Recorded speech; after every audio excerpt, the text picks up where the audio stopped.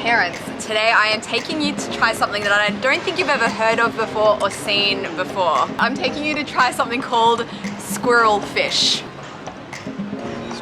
Squirrel fish. Actually, I'll show you a picture of what squirrel fish is so you can get a better idea of what we're actually eating today. Ah, wow, that's beautiful. Is it a fish? It's a fish. It's a fish. The preparation was incredible.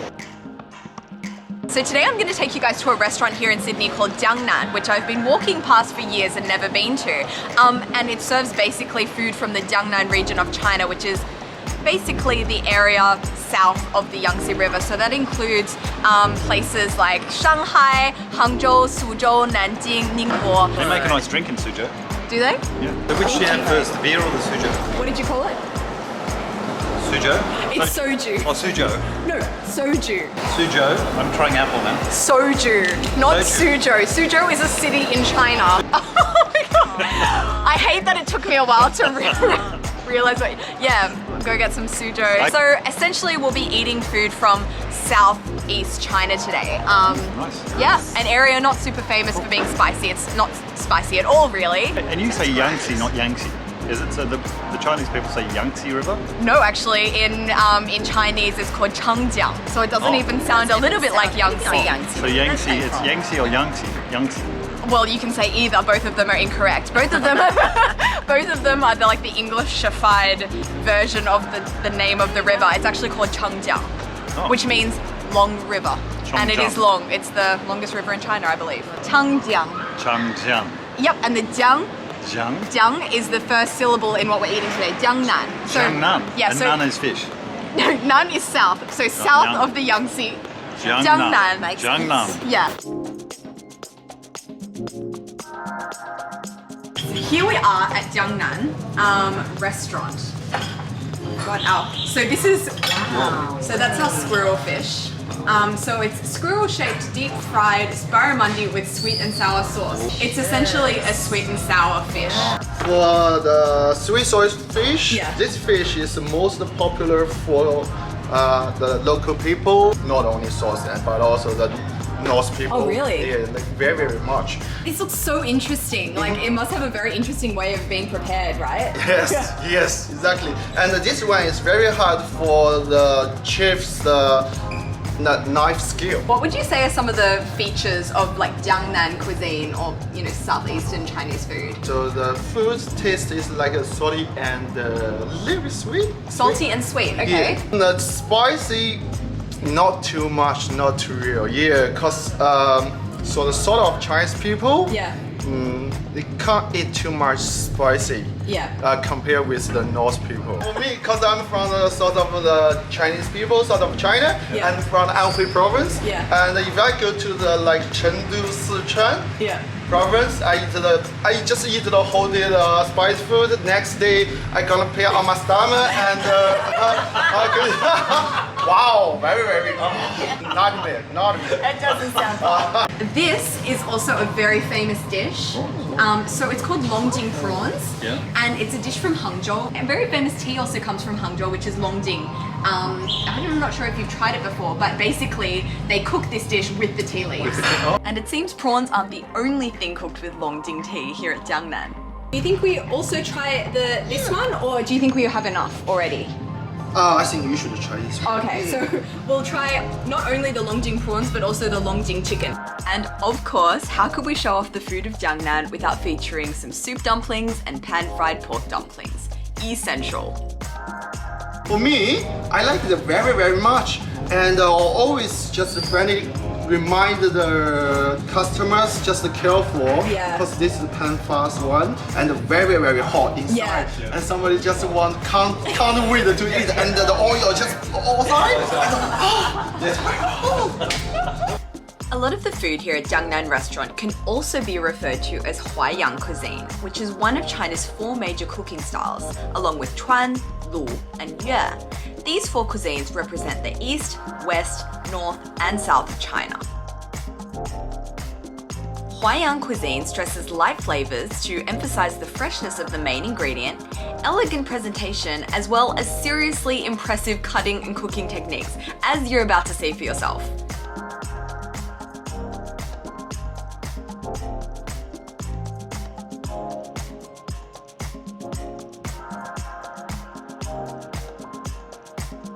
huge special treat for us today. We've actually been granted access into the back kitchen and we're going to watch how they actually make this squirrel fish. I am so excited.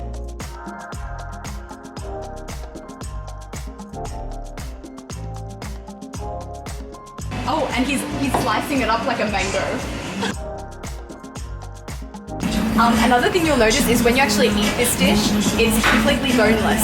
So it's actually really quite a skill to do this. Oh wow, cool. Wow.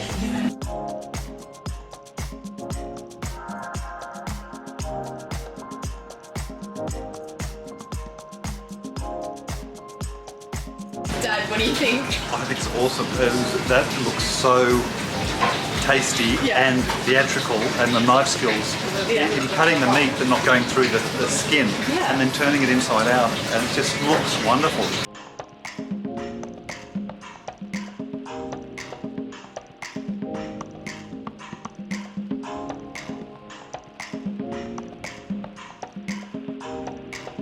So the next step is to absolutely douse it in that amazing sweet and sour sauce.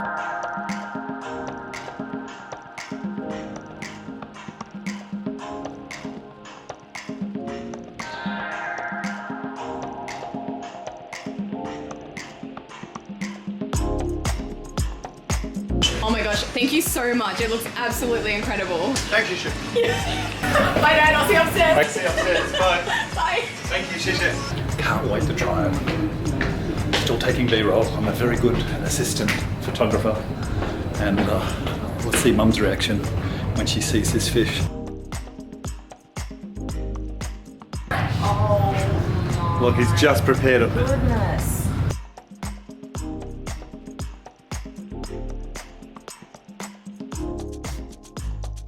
Okay guys, I can barely wait any longer. Oh, I can't wait. This looks so No, it was the coolest thing watching it being made, wasn't it? I want to eat it. It's like jealous. So it's completely boneless, Mum, so don't worry.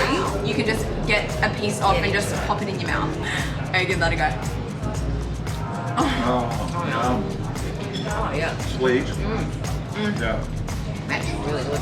Oh, yum. not too salty, but I a little bit love it. salty, but certainly sweet. Delicious. I'm a big fan of the sweet and sour flavor profile, so this is like really up my alley. And the crispiness too. Really, really nice. Crispy on the outside, soft on the inside. You've got that sweet and sour sauce. No bones. No bones, which I love. Just a silly question. Why is it called squirrel fish? Oh, it's actually a really good question.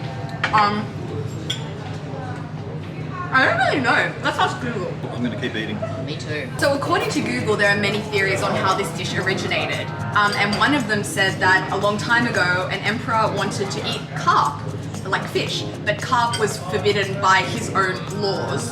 And being the emperor, he wanted to get his way. And he told the chef that his head would be on the ground if he was not served carp.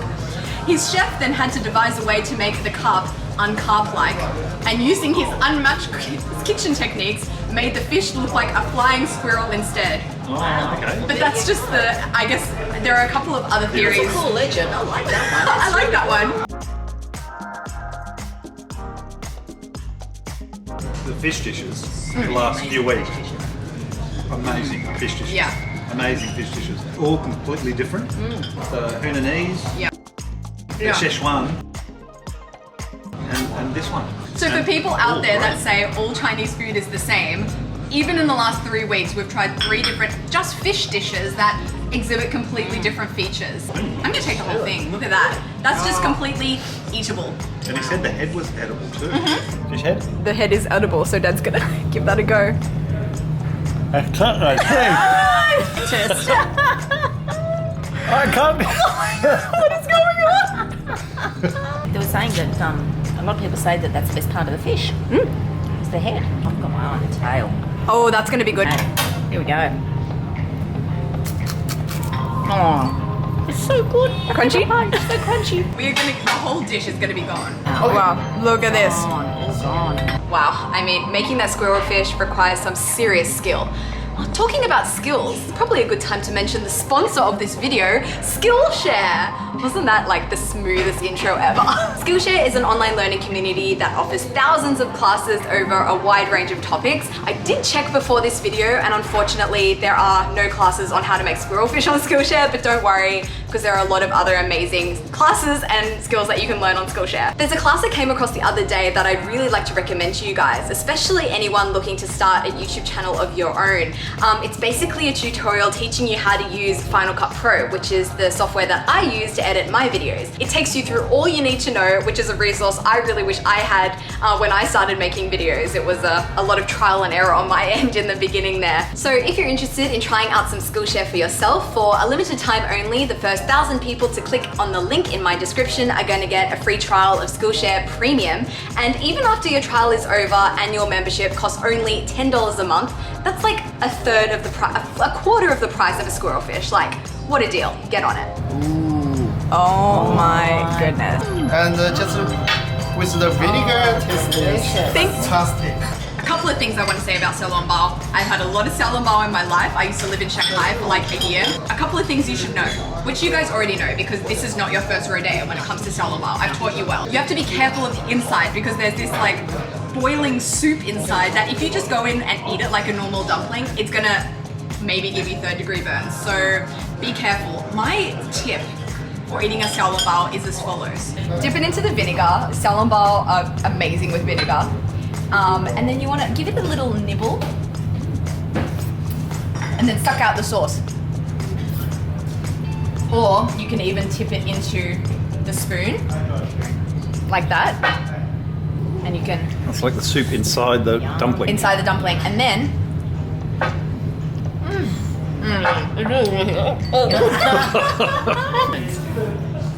Oh, delicious. And then... Good. There isn't much to hate about a Xiaolongbao. Excuse me. Look at that. Okay, don't close your eyes. Oh! Wow! Oh my gosh.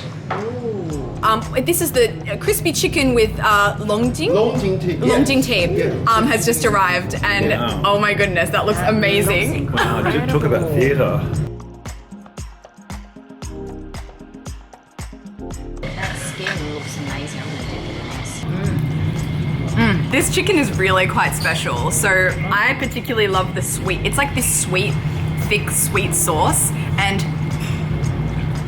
crispy skin. To have the skin so crispy and so crunchy and yet have the meat still so flavorful and moist is Incredible. Is really hard boiled. The chef Xiaolongbao. knows what he's doing. And before we could say Longjing prawns, there was another dry ice display on our table, which we love.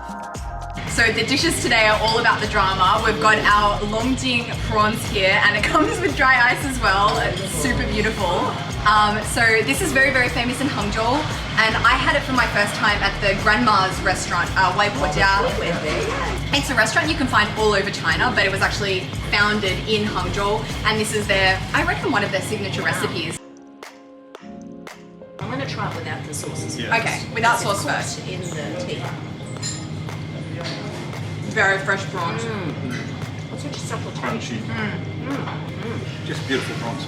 Don't really need too much theatrics with that one. It's really embracing the flavor of the prawns. It's not being masked by anything else. That's really And the tea delicious. is just such a very, I got to try it with the Very subtle. subtle taste. It doesn't overpower it.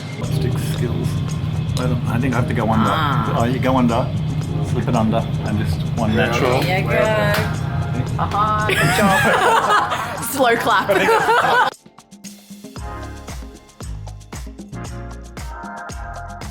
These are the ones we need to be super careful of. The Shengjianbao, the pan-fried Pork balls. pork buns, and this have the soup inside as well. So, Yes. It was easy though. oh, it is very hot. Delicious. It's essentially a Xiaolongbao, but pan-fried, and the skin is a lot thicker when it comes to the Shengjianbao, and it's got that crispy butt.